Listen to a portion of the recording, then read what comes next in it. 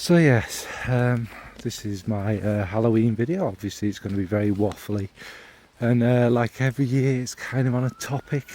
Don't worry, there'll be fragrances in there. And this kind of connection we have for Samhain or Samhain comes from the Celts, and this connection to death and the other world. So yeah, and it's kind of always gone that way through history, but obviously then there was the Roman kind of side of stealing all festivals and making them, invert commas, Christian. But we're not going to go into that. This is more related around all them kind of theories, pagan, ancient things. We're going to talk about some gods and all that kind of thing. So obviously this part of the year, this season, Halloween as a whole, represents the dead returning to this world, because the barriers between the two are kind of thin and what have you. So obviously they used to light fires and dance and have little things, etc. So this is why, you know, we have demons and fairies and things very much related to that period. So that's all this video is going to be about. It's going to be about them more kind of pagan beliefs and the origins of where it comes from. I'm going to be talking about specific related things to death, to this other world. It's obviously, I can only fit so much in, so it's going to be things like the Norse, the Grim Reaper, the Greeks, and things like that, so it's not going to be too waffly. But yeah, it's a talky video more than anything, so we'll get started. So first up is the Grim Reaper, who is kind of, you know, a very popular opinion, a character and something we dress up as this time of year, isn't it really? And the Grim Reaper is kind of normally portrayed as a skeletal figure in like a big dark hooded outfit with a scythe. In some cultures though, actually it kind of originates as a beautiful woman or an old woman or a woman wearing white. So it's not really gendered. I mean, there's nothing to say a skeletal figure in a hooded outfit is a man anyway, is there?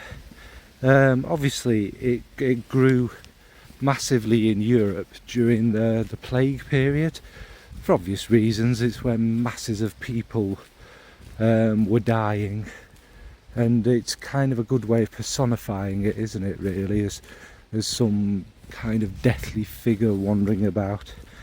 The scythe that the Grim Reaper carries obviously relates to that kind of idea of reaping, like, you know, in a harvest, someone's sweeping through it, and they're often considered a harvester of souls, and that's how that kind of relates. And obviously again, autumn is the end of life after the harvest. It's when death comes forward, like saying in ancient festivals and things like that. It's related to that. Now the Grim Reaper isn't a scary figure. Obviously that's a more modern kind of thing. The Grim Reaper was this kind of being or essence to comfort people, really, to help the transition and the collecting of souls to take them to a different place. Now obviously it could have been based on the more ancient Greeks, who had Thanatos, who was also somebody who would carry the souls to the underworld and that, and he often carried a scythe, and so he might be related to that. And also there was in the Middle Ages, when he rose, there was a woman as well who also carried a scythe. This was the Celtic person, so that's probably a bit of influence as well. But ultimately the Grim Reaper was not something bad, was not something evil. It was there to just carry the souls, so you're not alone, and to be passed with ease to the other side. As everyone was dying, it was just there to help. So what I've picked for the Grim Reaper is obviously going to be a fragrance that is very calm and relaxing and kind of ethereal, and it's going to be Pourpre d'Automne from Maison. This again is this kind of chalky orris. I think there's a bit of mimosa in there, giving a little bit of brightness. There's obviously the violet, kind of powdery cold, but a little bit reassuring violet. It's earthy, and it very much smells of the last embers of autumn. You know, everything's kind of dead. There's a little bit of sweetness remaining from the green and that. And that's how these people would have felt at their end of their life, wouldn't they? They'd have felt at peace. I mean, there would have been a lot of pain, for example, if they had the plague, but there's some sort of peace that any moment now some wonderful being is going to come and carry off your soul and take you to a better place. So that's simply why, and I think it goes together very nicely. So for the Grim Reaper is Maison Violet's Pourpre d'Automne. So first we're going to go to the Norse gods, and the main Norse god of the underworld is Hel. Now Hel is the daughter of Loki. She was sent to the underworld as a child, Helheim, by Odin. Her mother was a giant, Agrabah, which means grief. She's a grief bringer. And Hel had a half human face and a half dead blue face, and after being sent there, she dominated a realm and became the queen and ruler of the dead. So Helheim, the realm of the dead, was surrounded by a cold ice realm, which also had a river of knives that could only be crossed by a bridge of a single hair, which was guarded by a skeleton woman. It was filled by those who didn't die in battle and weren't warriors, so the normal people who died of old age or illness or things like that, accidents. And she did care very kindly for the souls. The really bad ones went to a place called Nastrals, where you'd get eaten by a dragon. Hel also had a wolf which guarded the realms, and this wolf, you would give some bread for like obviously an easy pass into the realm, and this bread would only be available, the bread snacks would only be available to those who given bread to the poor, in other words being kind in their life. So yeah, that's a little similar to obviously Cerberus, and similar to Charon the ferryman. It's that whole thing, you know, giving him the coin, etc. Hel used her army of the dead, all these people she cared for eternity, a long time, in Ragnarok, and obviously she survived Ragnarok to forever rule over the kingdom of the dead in Helheim. So what have I picked for Hel? Well, she's a complicated person, not unkind, she obviously cared a lot about her realm and the people she looked after for. So I've picked Myths Man. Now, obviously Hel to the Vikings was a very cold place, not necessarily like the Christian version of Hel, you know, with raging fires, which represents the desert, which is why they'd say that was about. But anyway, that's another story. But it would have fires to keep the souls and the people warm and happy, etc. So I've gone for Myths Man because of that. Because of the burning, smouldering embers, the smell of fire, that kind of warmth of it as well as the smoky, dark mystery of her realm. Also in this fragrance, it's got all that, but it's got an unusual kind of opening with a chrysanthemum. And now chrysanthemums to some cultures is the flower of death, so that fits perfectly. And then as it develops, you get a kind of smooth, lovely, almost floral iris going through it. And it warms up with the resins and everything, so it becomes quite a cosy, quite a classy scent with that kind of burning, smouldering embers. So yeah, I think that would suit hell perfectly. Both the living and dead side of her, and symbolise the fact she was warm and caring, but also very elegant and she was a literal queen, very in charge. So yeah, that's Miss Man from Amouage for hell.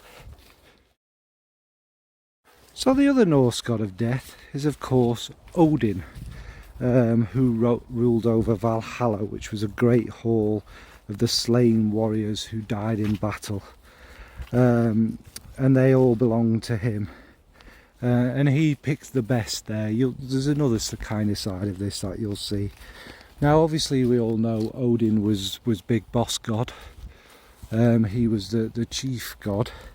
A bit of Odin's background is, the reason he has one eye is because he cut out his other eye. He gave up and sacrificed his other eye to drink from the fountain of knowledge, if you like. It wasn't called that, but he had to make a sacrifice to show he was willing, and he got all the knowledge in the world. So he's also, you know, kind of a smart god. He knows everything, and obviously that power helped him defeat the giants.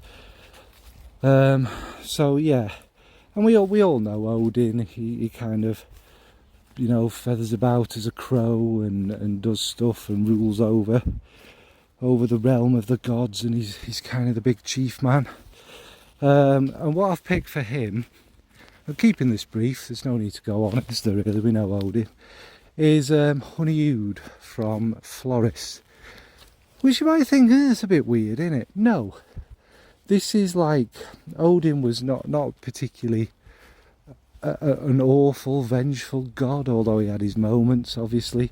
He was wise and clever and collected and smooth. So something like Honeyewed, which is a nice beautiful mixture of honey, florals, and obviously a woody smooth oud, is just this classy, elegant, musky beauty. It's something that makes you want to come in close and to smell this person close and to get to know them all.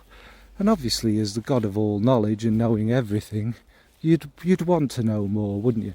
But no, I think it would suit a king god. It's just got this class and elegance and regal feel about it.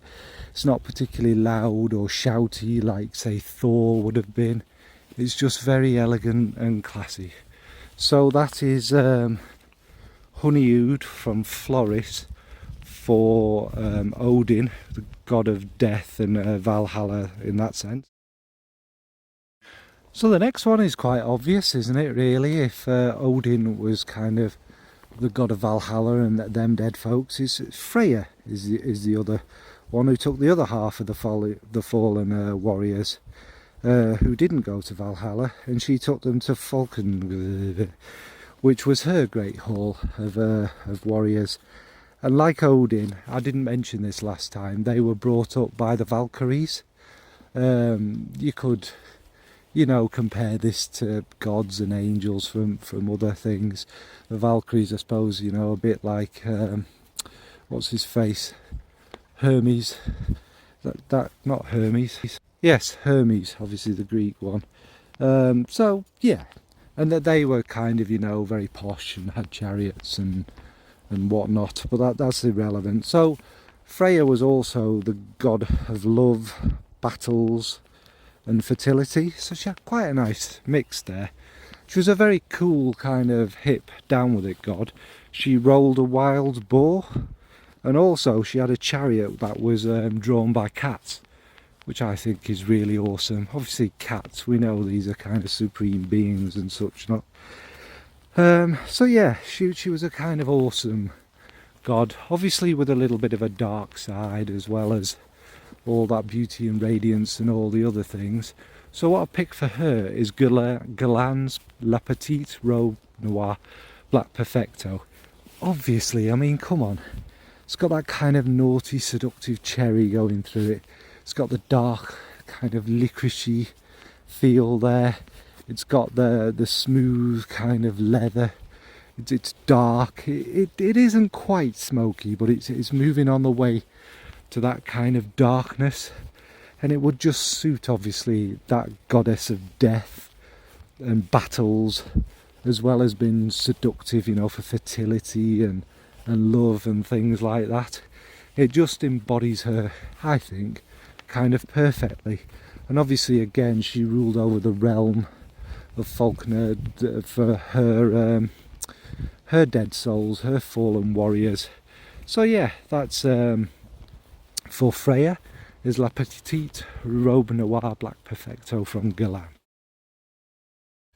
So this one is going to be obviously the largest section. It's the thing I know most about, the one I'm most passionate about, and we've obviously moved on to the Greeks now.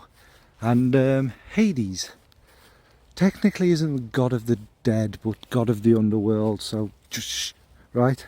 Anyway, Hades was brother of Zeus and Poseidon, and obviously once they defeated the Titans, they split up the kingdoms. Zeus got the sky, Poseidon got the sea, and Hades obviously became the ruler of the underworld and the ruler of the souls of the dead. Technically, like I say, Thanatos was god of death, but just leave that, right? The underworld is obviously deep underground, and it's surrounded by 5 rivers, and the gate is guarded by Cerberus, which is the 3-headed dog mentioned in the other one. And Hades himself lived in a kind of plush posh palace, and he had his throne and all that jazz in there. Now Hermes was kind of like the Valkyries, and he brought the souls to the ferryman in the underworld, who was Charon, where the souls paid with the coins that were left in their mouth. The ones that didn't have it there, sadly, were forever trapped between the world of the living and the world of the dead. And then he kind of moved on to 3 judges, who would send you to 3 places. The first one, kind of the place you'd want to go to, the top-notch place, is Elysium. Before I get onto that, it's worth remembering that your souls could be returned to Earth, you know, again, etc. Anyway, that's Elysium.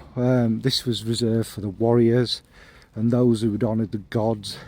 It's kind of a paradise for all eternity.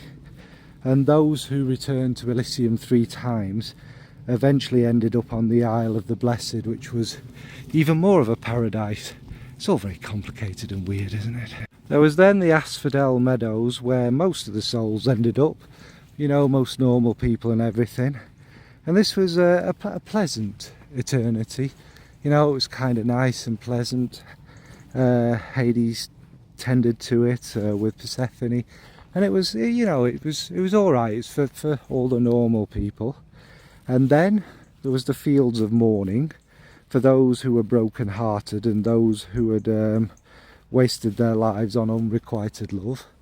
That's a weird place. I imagine it's full of emos and miserable people. Oh, I'm stuck here forever. It's not very good, is it? Oh. So that was the place they went.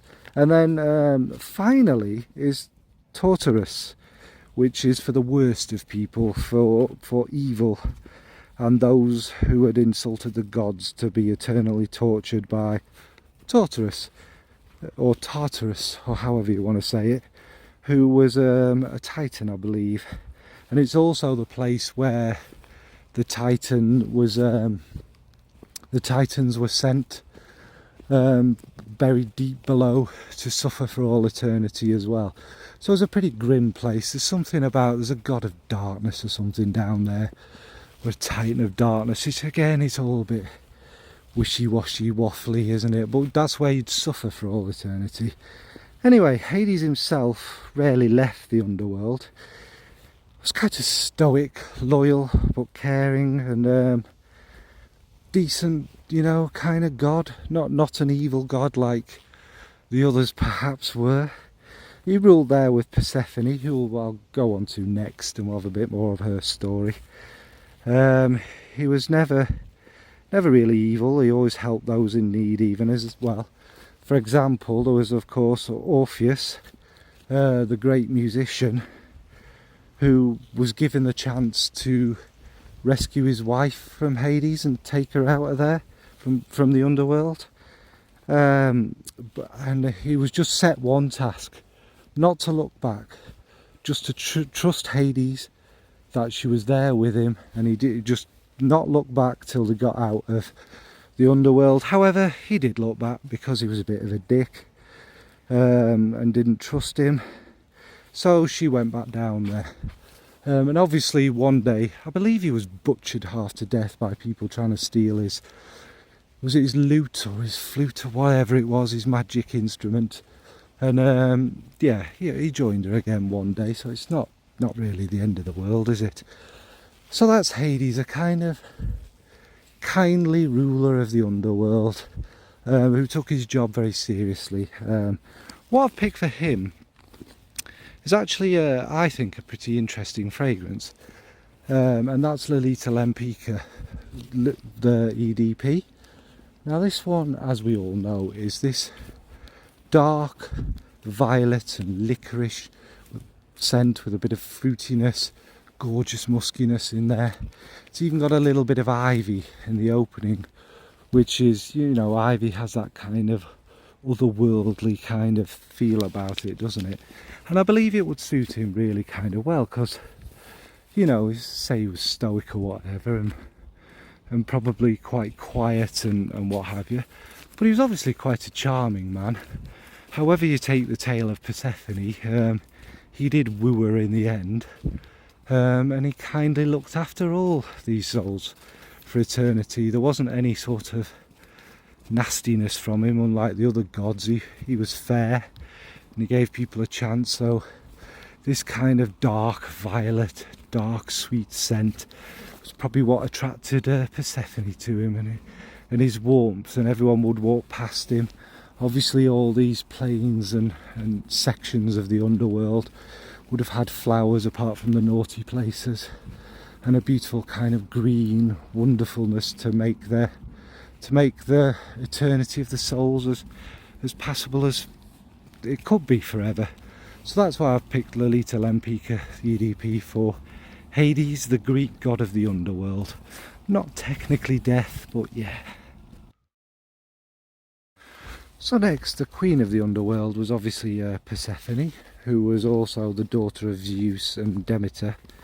So yeah, technically she was Hades' niece. This was not uncommon in this world of Greek gods, and she was also the god of grain and vegetation, or something or other. So yeah, there's obviously the famous story about how her and Hades got together and fell in love, but apparently she was trapped by Hades using a narcissus flower, a beautiful flower, and then he kind of pulled her down into the underworld. She saw what he was all about and all that jazz, and she said, oh, I quite like this guy, I quite love him, he's quite kind and dedicated to what he does, he's quite a charmer. And she also ate a pomegranate seed. Whether she was tricked or whatever, that meant that she was to always spend eternity in the underworld, because that's what them rules were. However, obviously, Demeter was a bit mangy about this. She got a bit upset. She stopped doing her work, so the world was dying, there was nothing growing, there was a great barren frost, and obviously Zeus was none too pleased about this, and couldn't persuade her, so they had to come up with some sort of agreement. And this agreement was that Persephone would spend 2/3 of the year with Demeter, and or Demeter, or however you want to say it, and a third down in the underworld with her hubby Hades.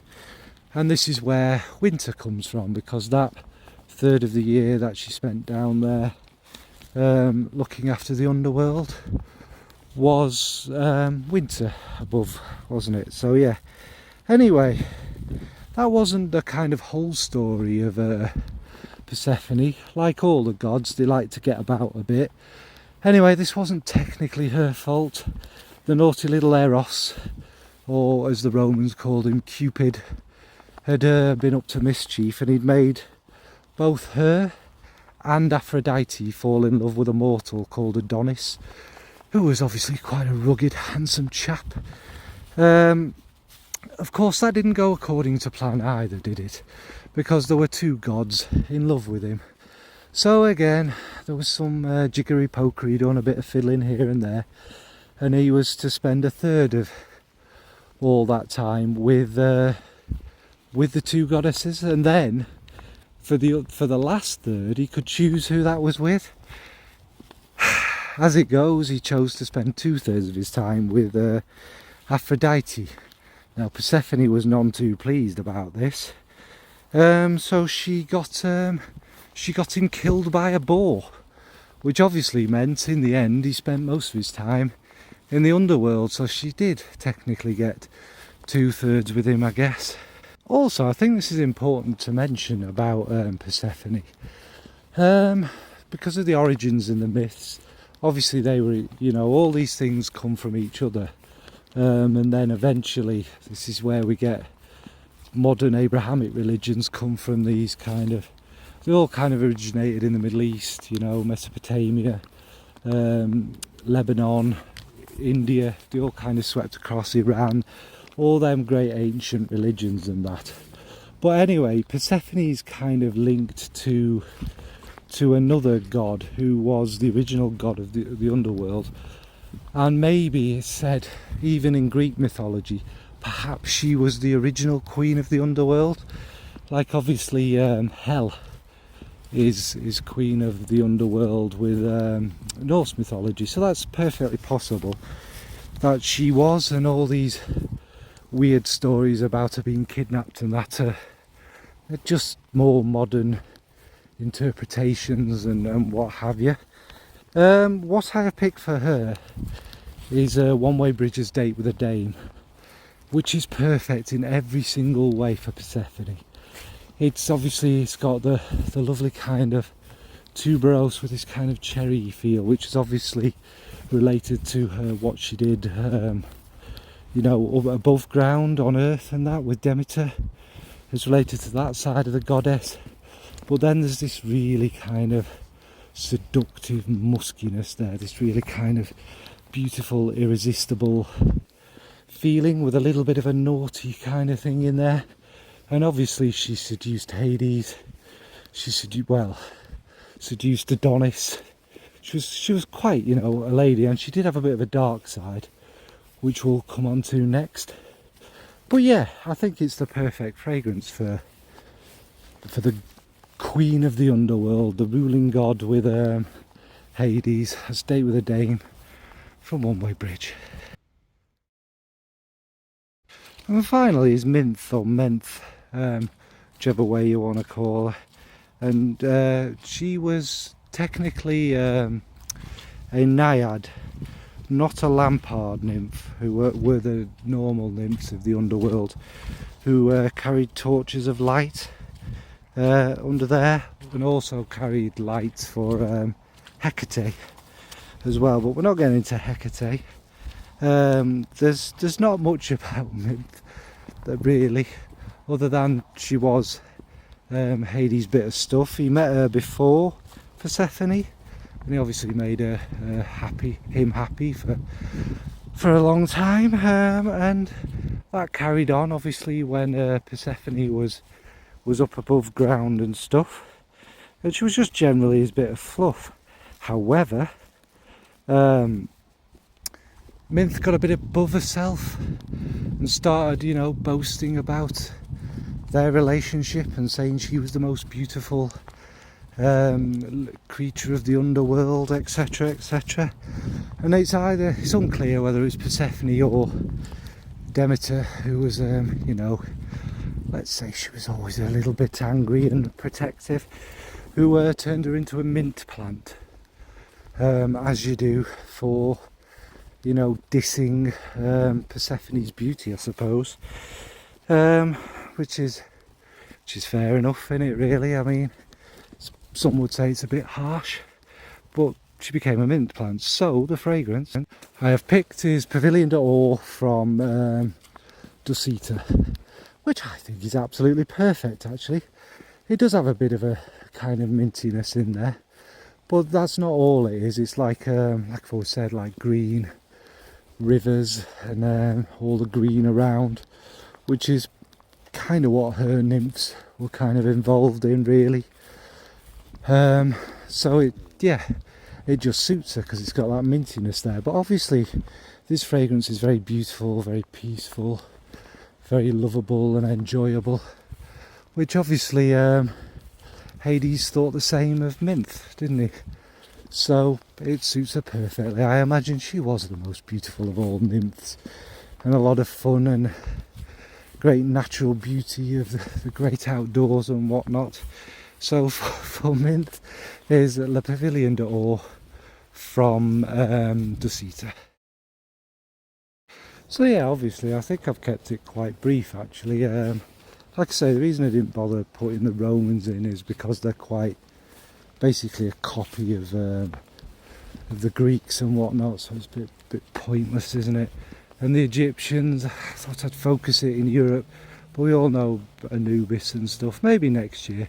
But yeah, it was just obviously each Halloween I have my own little theme and stuff. It was Dracula last year, it was evil, misunderstood, charming characters from Halloween the year before and what have you. So it's just a bit of fun. I enjoy doing the research and looking it up and kind of, you know, getting really into it. There was lots of notes taken, lots of things watched, lots of things read, and I really enjoy that. And we know I've done far less Halloween videos this year than I normally do, to try and focus on this a bit more. I've not got as carried away, but I love this time of year. Again, more the kind of ancient pagan side of it, because ultimately it is what it is, isn't it? We're saying goodbye to life, we're slowly bowing out for that, and then it's the season of death and the dead, isn't it? Before the rebirth and stuff. So it's this might seem a bit grim or whatever. Hopefully I've kept it light and interesting for me. I know that's very unlikely, isn't it? But I really enjoyed it. So yeah, that's enough of me waffling on. What about yourselves? How would you scent these representatives of death? Did you learn anything new? Probably not. It's quite waffly. What other characters that represent death would you have put in it? That's it. I'm all finished. So happy Halloween, folks. I know actually technically on Halloween there'll be another video, a collaboration with the great Rosen Jones, Elizabeth, which is more humoured and daft. So yeah, if you managed to get to the end, thanks for watching. Have a great festive period, dressing up in your cheap crap plastic and the Americanization of something that was a really deep and meaningful festival. That's what happens to them all in the end, isn't it? Capitalism takes over. So I'm finished. Happy Halloween, folks. Bye.